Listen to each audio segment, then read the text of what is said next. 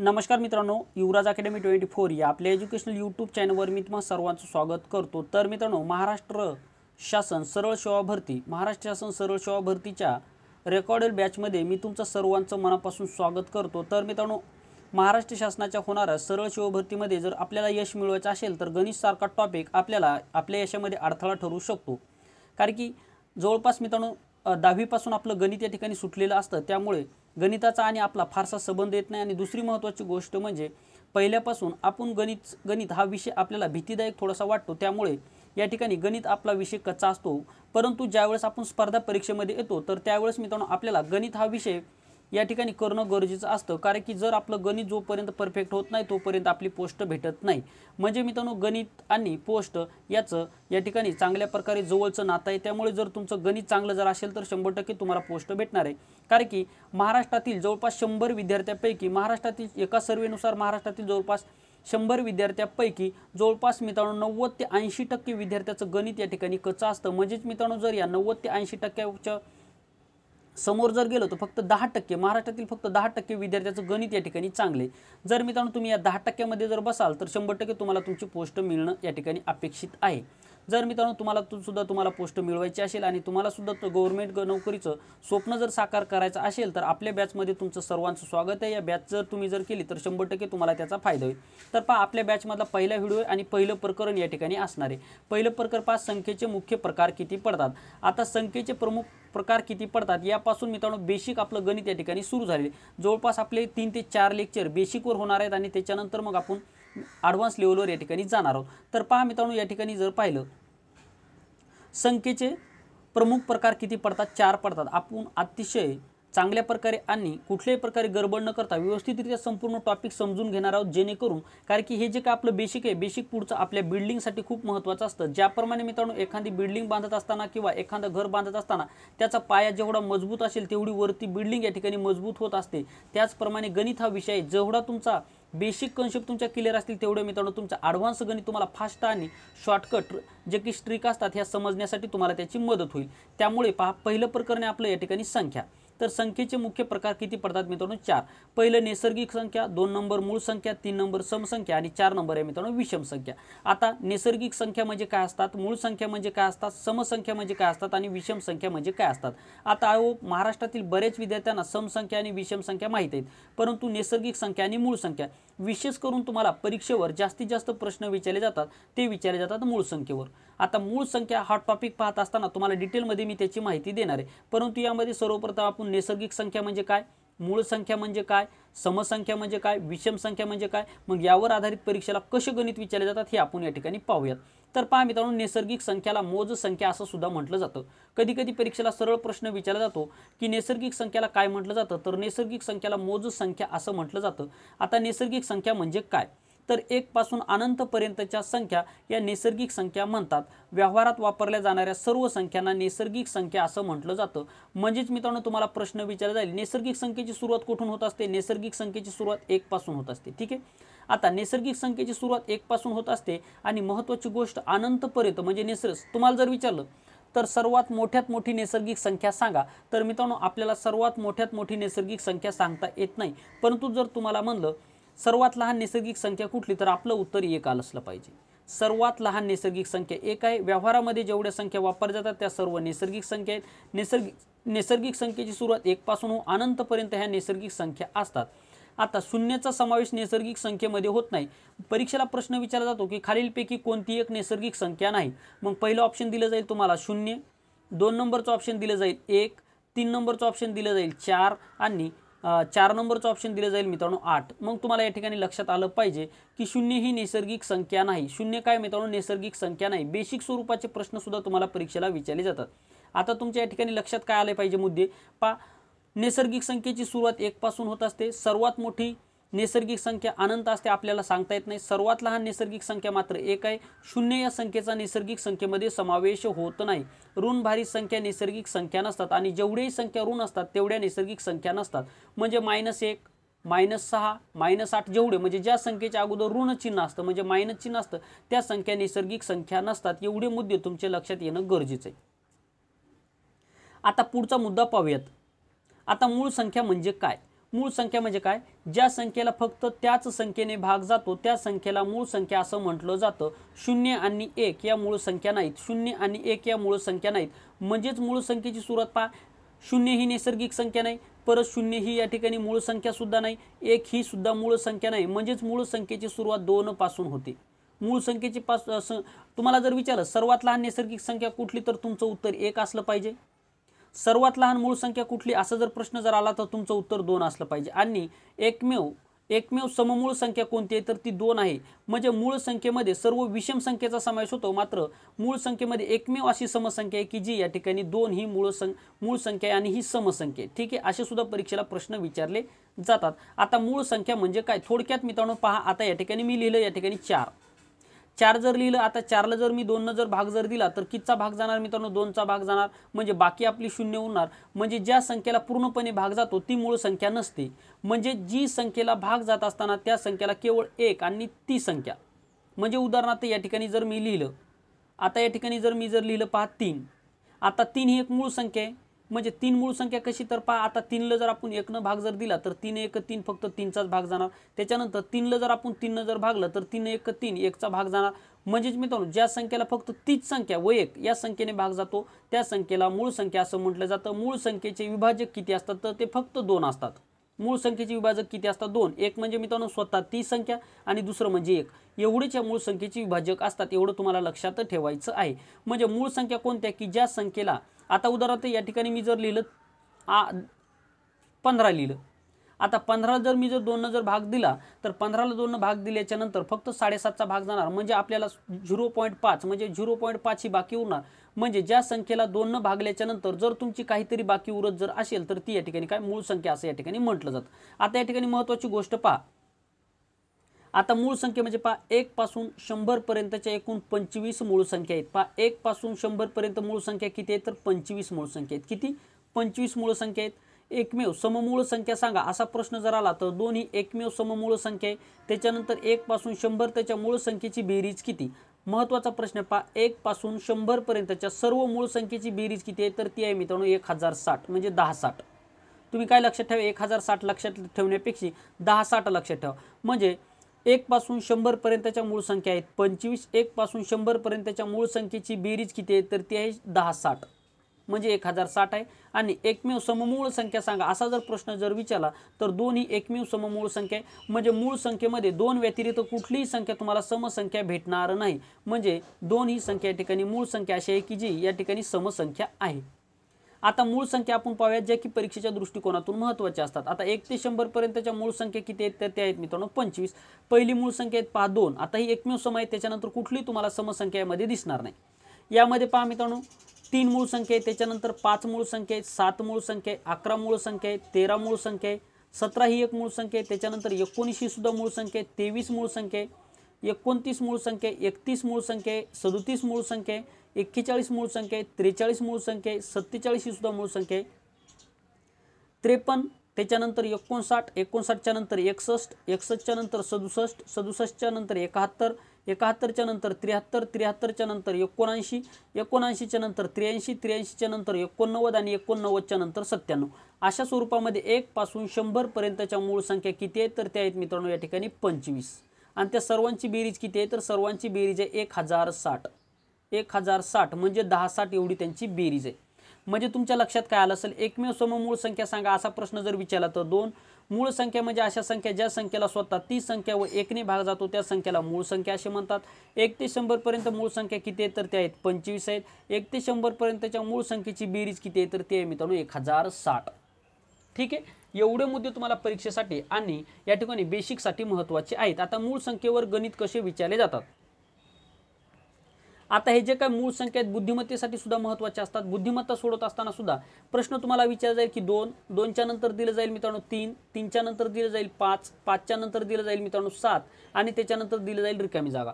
मग ही रिकामी जागा दिल्याच्या नंतर पहिलं ऑप्शन दिलं जाईल तुम्हाला 9, 2 नंबरचं ऑप्शन दिलं जाईल तुम्हाला 11, 3 नंबरचं ऑप्शन दिलं जाईल तुम्हाला 18, 4 नंबरचं ऑप्शन दिलं जाईल तुम्हाला 15.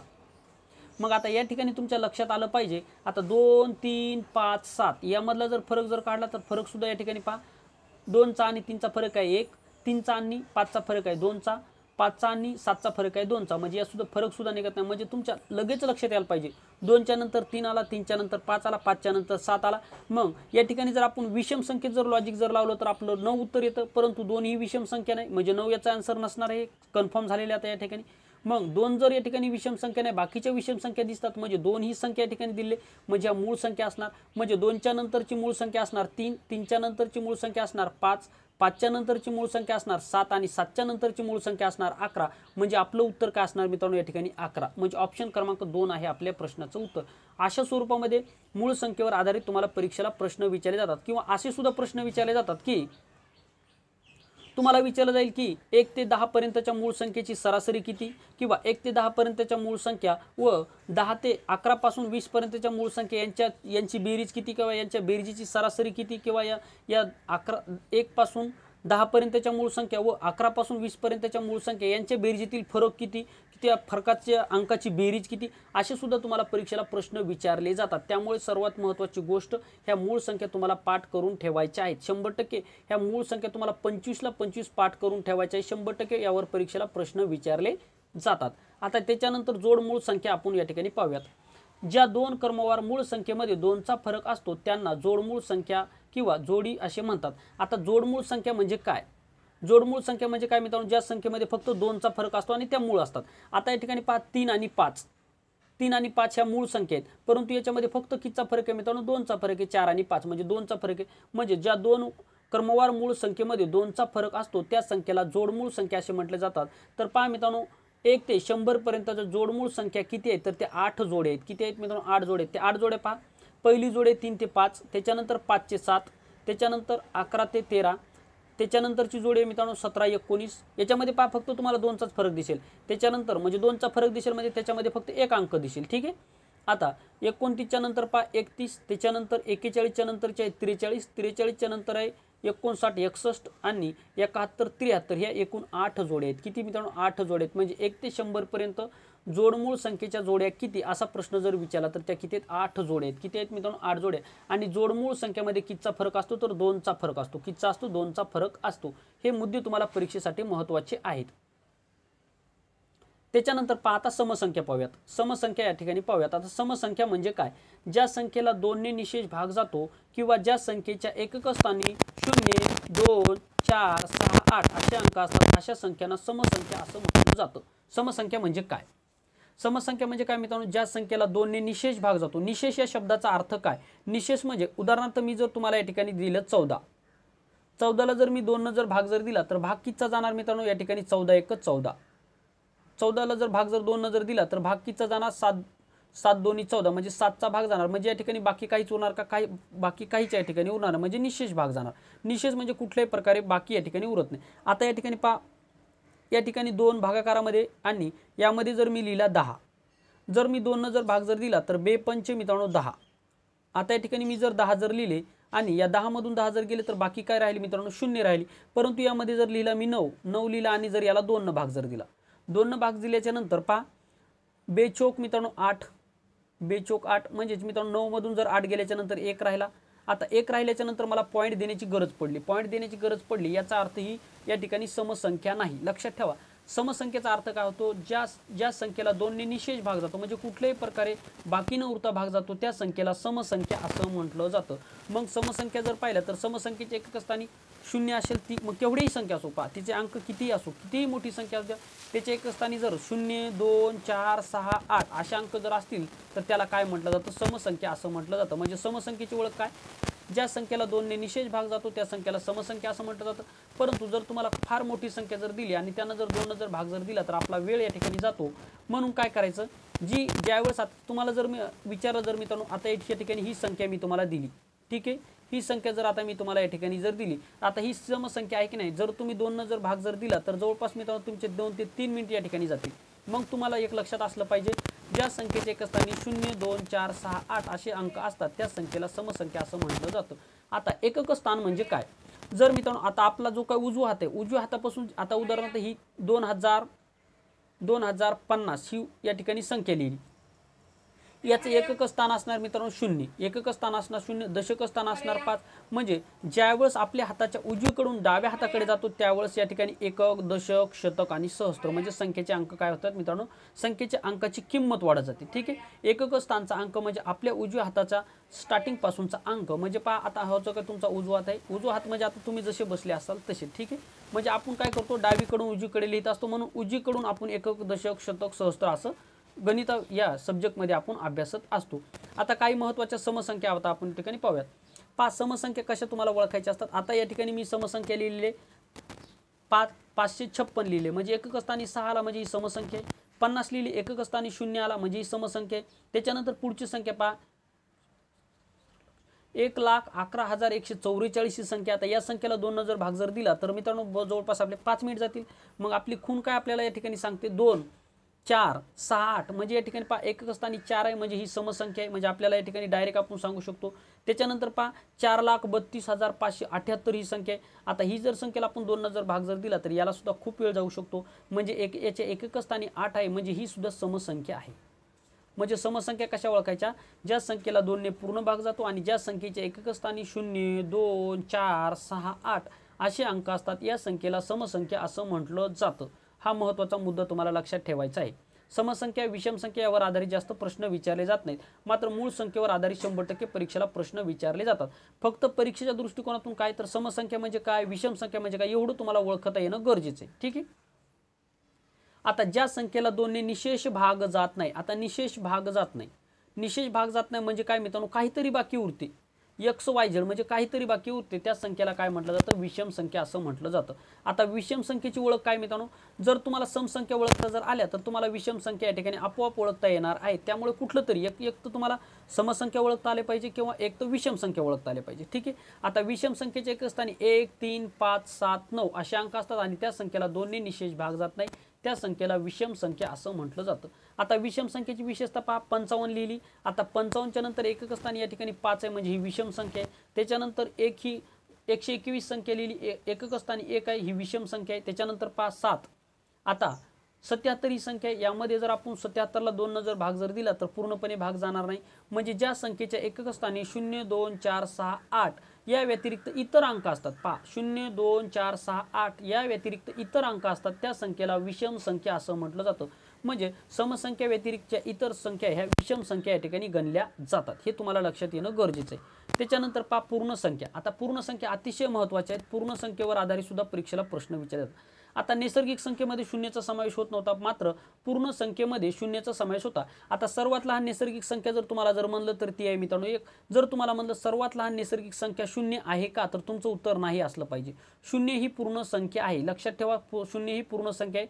म्हणजेच या ठिकाणी 0 सहित सर्व नैसर्गिक संख्येचा या ठिकाणी पूर्ण संख्येमध्ये समावेश होतो. आता पहा नैसर्गिक संख्या जर तुम्हाला ओळखायचं जर सांगितलं, तुम्हाला जर म्हणलं खालीलपैकी नैसर्गिक संख्येचा गट ओळखा, मग तुम्हाला पहिला गट दिला जाईल 0, 1, 2, 3 हा पहिला दिला जाईल. 2 नंबरचा दिला जाईल 1, 2, 3, 4. 3 नंबरचा दिला जाईल मित्रांनो तुम्हाला 1, 2, 3, 0. 4 नंबरचा दिला जाईल मित्रांनो 1, 0, 6. तर मग तुमच्या लक्षात आलं पाहिजे की ज्या संख्येमध्ये शून्याचा समावेश होत नाही म्हणजे ज्या संख्येची सुरुवात 1 पासून होते त्या संख्येला नैसर्गिक संख्या अशी म्हणतात. म्हणजे 1 पासून सुरू होणाऱ्या सर्व संख्या नैसर्गिक संख्या असतात, मात्र शून्याचा समावेश नैसर्गिक संख्येमध्ये होत नाही. म्हणजेच मित्रांनो या ठिकाणी पहा ऑप्शन क्रमांक 3 मध्ये कुठेही तुम्हाला शून्य दिसत नाही. म्हणजे ऑप्शन क्रमांक 3 असणार आपल्या प्रश्नाचं उत्तर. म्हणजे उलटसुलट कसेही प्रश्न तुम्हाला विचारले जाऊ शकतात. त्यामुळे मी तुम्हाला या ठिकाणी सांगत आहे. ठीक आहे. आता पूर्ण संख्येमधली सर्वात लहान संख्या कुठली आहे, 0. पूर्ण संख्येमधली सर्वात लहान संख्या 0. आता तुम्ही मोबाईलचे अंक पाहत असताल, मोबाईलमध्ये सुरुवात पहा 1 पासून तर 0 पासूनची आपली सुरुवात असते. म्हणजे 1, 2, 3, 4. म्हणजे मोबाईलचा जो काय आपला कीपॅड आहे हा कुठल्या संख्येचा आहे, तर हा मित्रांनो पूर्णांक संख्येचा पूर्णांक संख्येचा काय पूर्ण संख्येचा आहे. हा पूर्ण संख्येचा आहे. पूर्ण म्हणजे काय मित्रांनो या ठिकाणी आता पहा जर तुम्हाला 10 जर लिहायचे सर्वप्रथम 1 दाबणार नंतर 0 दाबणार. म्हणजे या 1 पासून 10 पर्यंत 1 पासून तर 0 पर्यंत जे काय अंक यावर आधारित तुम्ही कितीही मोठे अंक तयार करू शकता. म्हणजे ह्या काय पूर्ण संख्या आहेत. म्हणजे ज्या संख्येची सुरुवात 1 पासून होते आणि त्यामध्ये शून्याचा समावेश असतो त्या संख्येला पूर्ण संख्या असं म्हटलं जातं. हे तुम्हाला या ठिकाणी लक्षात ठेवायचं आहे. त्याच्यानंतर पहा आता अपूर्णांक संख्या म्हणजे काय? ज्या संख्येची किंमत अपूर्ण असते तिला अपूर्णांक संख्या असं म्हटलं जातं. ज्या संख्येची किंमत अपूर्ण असते अशा संख्येला अपूर्णांक संख्या असं म्हटलं जातं. व्यवहारी यामध्ये पाहायचे 3 प्रकार पाहता. व्यवहारी अपूर्णांक, दशांश अपूर्णांक आणि आवर्ती दशांश अपूर्णांक. तर मित्रांनो आपण आता हे पुढच्या व्हिडिओमध्ये पाहणार आहोत. तर यामध्ये आपण समसंख्या, विषम संख्या, मूळ संख्या, समसंख्या म्हणजे काय, विषम संख्या म्हणजे काय, मूळ संख्या म्हणजे काय, त्यावर आधारित कसे प्रश्न विचारतात, सर्वात लहान नैसर्गिक संख्या कुठली, सर्वात मोठी नैसर्गिक संख्या कुठली, सर्वात लहान पूर्णांक संख्या कुठली, सर्वात मोठी पूर्णांक संख्या कुठली, हे संपूर्ण माहिती आपण या व्हिडिओच्या माध्यमातून पाहिलेली आहे. तर मित्रांनो आशा करतो हा व्हिडिओ तुम्हाला आवडला असेल. या ठिकाणी आपण थांबूयात मित्रांनो. पुन्हा भेटूया एका नवीन महत्त्वपूर्ण व्हिडिओमध्ये.